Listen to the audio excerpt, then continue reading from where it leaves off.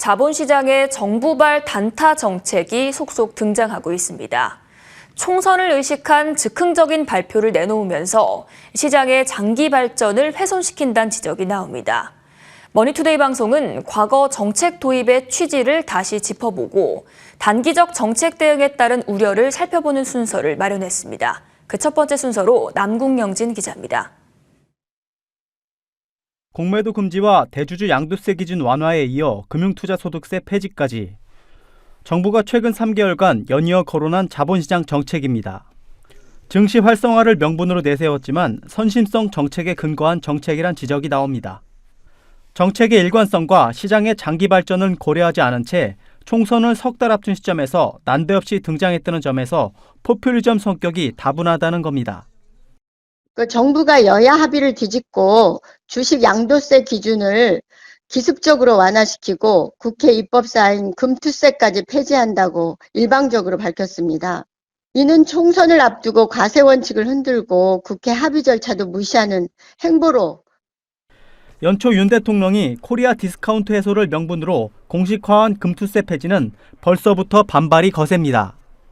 금투세는 주식과 채권 등 금융투자로 일정 금액이 넘는 소득을 올린 투자자를 상대로 해당 소득의 20%를 부과하는 세금입니다.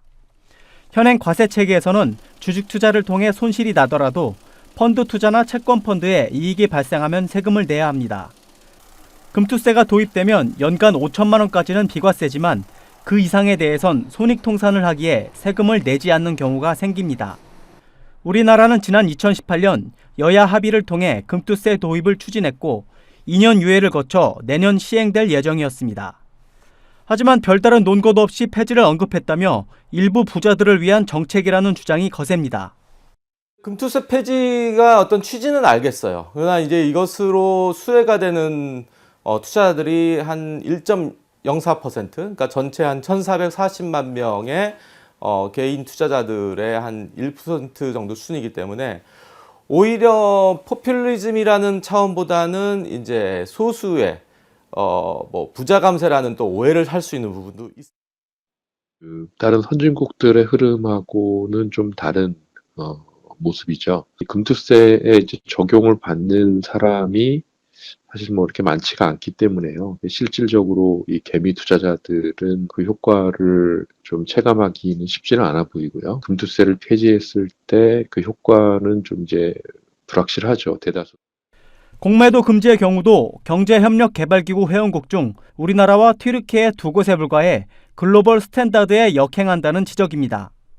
일관되지 않고 즉흥적인 데다 실효성마저 불확실한 정책들이 남발되면 향후 자본시장 성장이 저해될 것이란 우려도 나옵니다.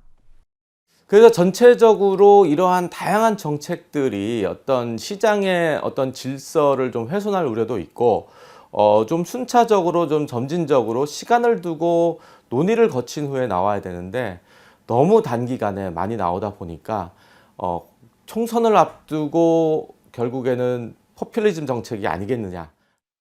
자본시장 정책 마련에 앞서 시장 의견을 충분히 수렴하고 다방면의 검토가 이뤄지는 절차가 선행돼야 한다는 지적입니다. 연이어 등장하는 포퓰리즘 단타 정책이 자본시장의 성장판을 닫게 하는 건 아닌지 우려가 커지고 있습니다.